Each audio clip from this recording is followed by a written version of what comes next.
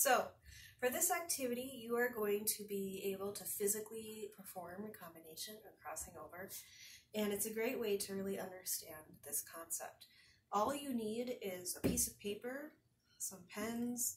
If you want to do different colors, you can do that, the scissors, and some tape. If you don't have tape, you can use a stapler or just place the pieces next to each other. You're just going to be taking pictures throughout as you do this and submitting those pictures on Canvas as evidence that you've attempted this activity. I think watching it helps as well, but follow along. So we're going to be looking at some traits in pea plants, so purple or white flowers, smooth or wrinkled peas, and peas that are yellow or green. And so here you can see that purple is the dominant trait, smooth is the dominant trait, and yellow is the dominant trait for these three.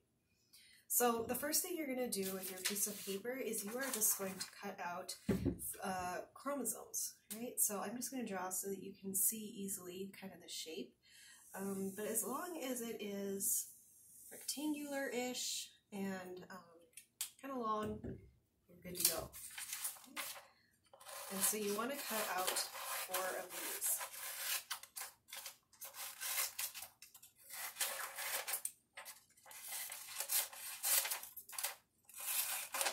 I know you get to do some arts and crafts while you're stuck at home.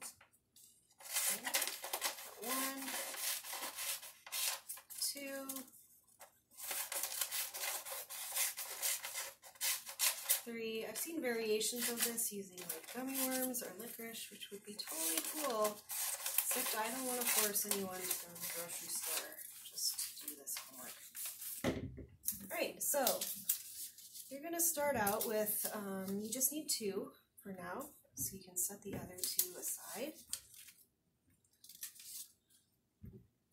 And these are, you're looking at a germ cell and you're looking at a pair of homologous chromosomes, right? So these are homologs of each other. And what that means is that they have all the same genes, right? On both of these. So for example, there's going to be a gene on here on both of them for whether the peas are smooth or wrinkled. So big S, little s. I'm just going to make these all heterozygotes because it's easier. Right here we've got yellow or green allele. And then lastly, we'll put up here purple or white as the recessive trait. Right, so you've got your 2 homologous chromosomes. Now, this germ cell is going to undergo meiosis in order to perform or to create gametes, right? So, what happens first?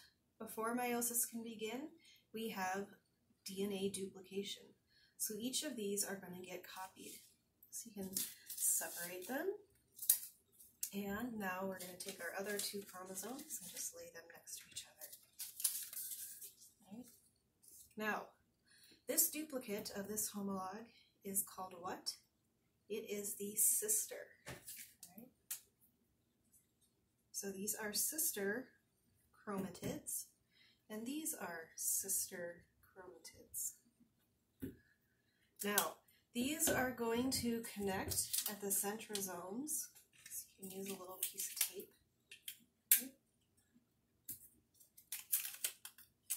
And then during meiosis 1, they are going to align in the center of the cell, basically right above each other. Right? Oh, I forgot to draw all the copies. All right, so we're just going to copy all of the genes, right? Because this is just an exact duplicate. And I was going to put a little P on here so that we could tell the difference between those 2. Right, so these duplicated genes, these sister chromatids, have the exact same genes with the exact same alleles. Now, during meiosis 1, they are going to line up on top of each other. This is called a tetrad. right? So they are laying really close to each other, and this is when recombination occurs. And do you see how easy it is for the DNA from one homolog to get traded with the DNA from another homolog, right? The same regions get exchanged.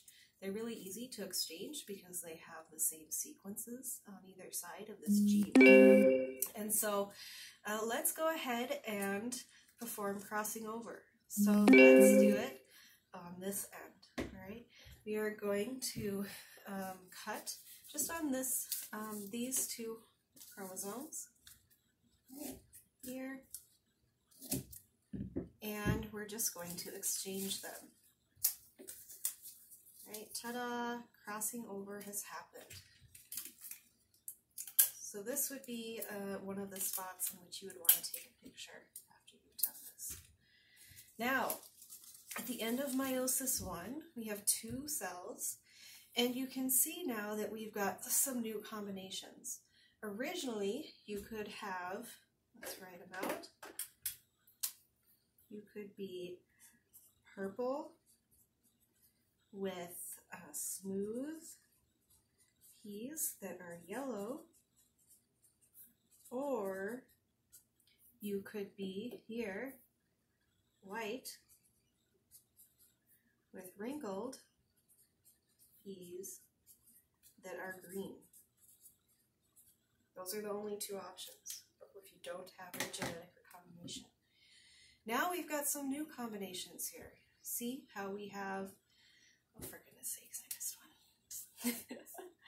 See how we have now an option for white, smooth, yellow peas. That wasn't an option before. So this crossing over allows for new combinations of genes in an individual that weren't seen before. So now during meiosis 2, these sister chromatids get pulled apart.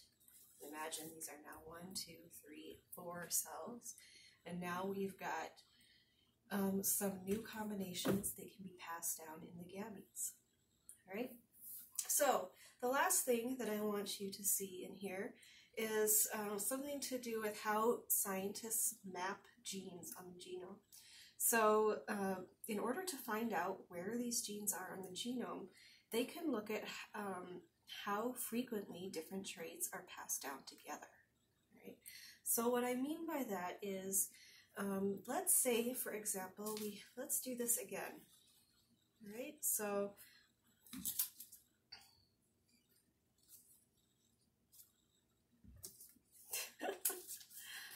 there we go. All right. So this is our, we've got our original, and during meiosis 1, let's say instead of cutting here, the DNA was recombined on this end. So it could recombine here and just change out this one gene, or it could recombine up here and change out both of those genes at once. And so these 2 traits, if you happen to see that, say, wrinkled and green are 2 traits that are commonly found together in an individual in the offspring, that's telling you that they're probably closer together, because when recombination occurs, they get cut off together. So let's actually do that, right?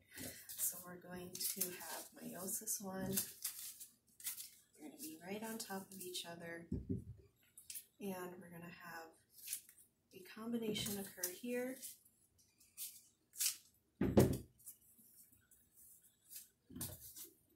And you see how now we've got 2 genes that got moved together?